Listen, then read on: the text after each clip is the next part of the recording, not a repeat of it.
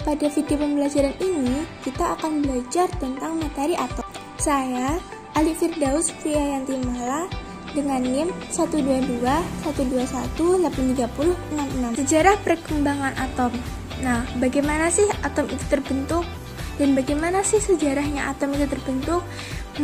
Bukan cuma kita teman-teman yang bingung, tapi manusia dari zaman dahulu juga sudah berpikir, apa sih yang menyusun benda-benda di muka bumi ini? Sampai-sampai para peneliti dan para filosof itu juga melakukan sebuah penelitian. Dan pada akhirnya ditemukanlah atom yang menyusun semua materi yang ada di sekitar kita. Apakah atom itu adalah bagian terkecil penyusun materi? Mari kita selami bersama sejarah perkembangan atom dari masa ke masa. Teman-teman, kita mulai dari tahun 400 sebelum Masehi pada masa peradaban Yunani kuno. Pada masa itu, seorang filosof asal Yunani bernama Demokritus mengembangkan teorinya tentang materi. Dia berpikir, bagaimana jika benda, misalnya batu, itu dipotong terus-menerus hingga tidak tersisa lagi, maka akan terdiri dari partikel kecil yang punya sifat yang sama seperti batu yang belum dipotong. Demokritus menamainya atomos, yang berarti A sebagai tidak dan tomos dipotong-potong.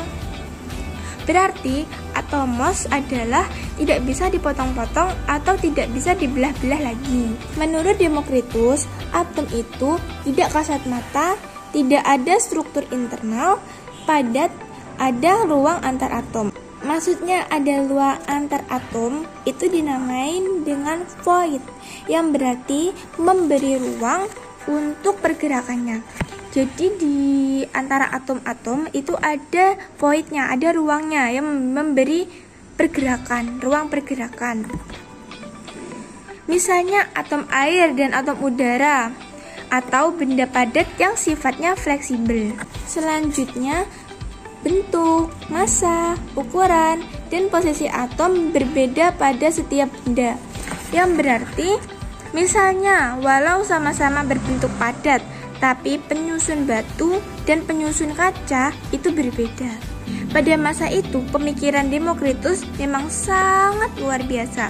Tapi, ada beberapa kelemahan dari pemikiran Demokritus tersebut, seperti definisinya tentang atom itu terlalu umum, lalu tidak dapat dibuktikan dengan eksperimen. Akhirnya terdapat penolakan atas pendapatnya dari kelompok Aristoteles, Plato, dan teman-temannya, karena mereka beranggapan bahwa semua materi berasal dari 4 elemen, yaitu air, tanah, api, dan udara. Sehingga jika benda itu dibelah terus-menerus, bukan atom yang tersisa, tapi hilang tak tersisa. Sayangnya, pada masa itu pengikut Aristoteles sangat banyak sekali teman-teman, sehingga tidak ada penelitian lebih lanjut tentang Demokritus ini. Dan pemikiran itu berlangsung lama sekali sampai sekitar 2200 tahun kemudian, yaitu tahun 1803, seorang peneliti asal Inggris bernama John Dalton memberikan angin segar mengenai teori atom ini. Nah, ia mendasarkan penelitiannya pada hukum kekekalan massa, di mana massa kimia adalah tetap. Hukum kekekalan massa ini tidak dapat diciptakan dan tidak dapat dimusnahkan. Contohnya, logam natrium dan gas klorin menghasilkan NaCl atau yang kita kenal dengan garam dapur. Maka di sini kita punya 2 atom klorin dari gas klorin, maka harus diletakkan koefisien 2 di samping NaCl dan koefisien 2 di samping natrium. Nah, persamaan di atas ini sudah setara teman-teman. Massa atom relatif logam natrium adalah 23 dan massa atom relatif gas klorin adalah 35,5. Maka natrium dikalikan 2 dan klorin juga dikalikan 2. Maka jumlah massa relatifnya adalah 117 Dalton. Dan NaCl juga menghasilkan 117 Dalton. Nah, dasar penelitian Dalton selanjutnya adalah hukum susunan tetap. Kita ambil contoh seperti NaCl lagi ya teman-teman. Jika ingin menghitung persentase massa yang ada dalam logam natrium, maka massa relatif natrium yaitu 23 dibagi massa molekul NaCl yaitu 23 ditambah 35,5 dikalikan semuanya dengan 100%, menghasilkan 39,3%. Jadi, kandungan natrium NaCl adalah 39,3%. Atau perbandingan massa tetap. Nah, baik NaCl itu ada sedikit atau ada banyak, maka kandungan natriumnya akan selalu sama teman-teman. Selanjutnya adalah teori Dalton. Nah, John Dalton mengemukakan beberapa materi, yaitu materi terdiri atas atom, yaitu suatu partikel kecil yang tidak bisa dibagi lagi. Nah, dengan kata lain, ia mendukung teori Demokritus pada 2200 tahun silam, di mana atom adalah bola pejal. Nah, menurut John Dalton, atom itu bersifat padat, keras, tidak tembus, dan bergerak. Bentuknya seperti gambar ini, seperti bola pejal. Ini merupakan perbaikan teori dari Demokritus yang menyatakan atom tiap benda itu berbeda-beda. Kalau menurut Dalton, bentuk atom tiap benda itu seperti bola pejal. Teori yang kedua menurut Dalton adalah semua atom dari unsur kimia tertentu punya sifat dan massa yang sama. Nah, contohnya jika kita punya emas nih, maka akan tersusun atas atom-atom emas. Bentuknya bola, yang massa dan sifatnya itu akan berbeda dengan atom penyusun lain, misalnya atom penyusun dari perak. Teori yang ketiga menurut John Dalton adalah senyawa adalah kombinasi dari 2 atau lebih jenis atom yang berbeda.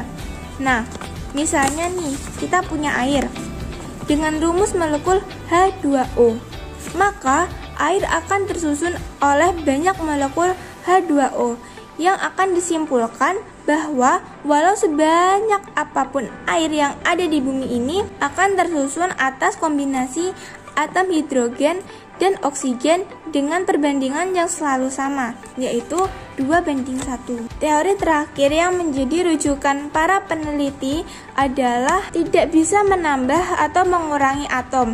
Reaksi kimia hanya dapat menyusun ulang. Nah, dengan kata lain, massa molekul relatif reaktan akan sama dengan produk. Dan ini sesuai dengan hukum kekekalan massa.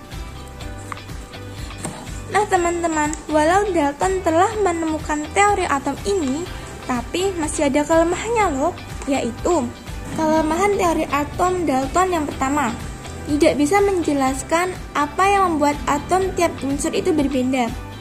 Terus, tidak bisa menjelaskan bagaimana atom berikatan dengan atom lain.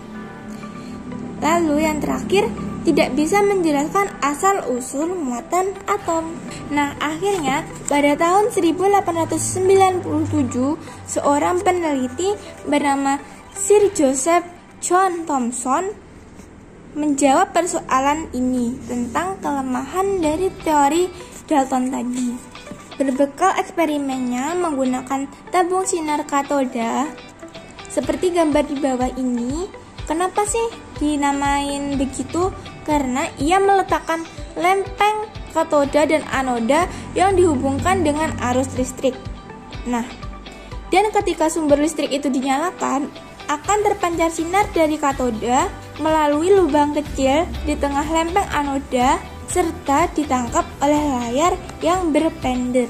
Dari percobaan tabung sinar katoda tersebut dapat disimpulkan bahwa sinar katoda terdiri atas substansi yang bermuatan negatif dan terpengaruh oleh median magnet. Yang kedua, partikel tersebut lebih kecil dari ion hidrogen. Dan yang terakhir, logam berbeda juga memancarkan sinar katoda yang sama. Sehingga dari penelitian Thomson ini dapat ditemukan bahwa ditemukannya elektron. Lalu atom itu sifatnya ternyata netral. Dan atom merupakan bola kecil bermuatan positif dan di dalamnya tersebar elektron bermuatan negatif. Seperti teori ini dinamakan teori roti kismis. Rotinya sebagai bola kecil bermuatan positif dan kismisnya sebagai elektron yang bermuatan negatif. Penemuan Thomson yang brilian ini masih punya kekurangan ternyata teman-teman. Apa sih kekurangannya? Yaitu tidak dapat menjelaskan penyebab perbedaan atom. Lalu, tidak bisa menjelaskan adanya gelombang elektromagnetik yang dipancarkan oleh atom. Dan yang terakhir, tidak bisa menjelaskan asal muatan positif di atom. Nah, itu tadi adalah penjelasan sejarah penemuan atom dari saya. Tunggu ya penjelasan sejarah penemuan atom di video selanjutnya. Terima kasih. Wassalamualaikum warahmatullahi wabarakatuh.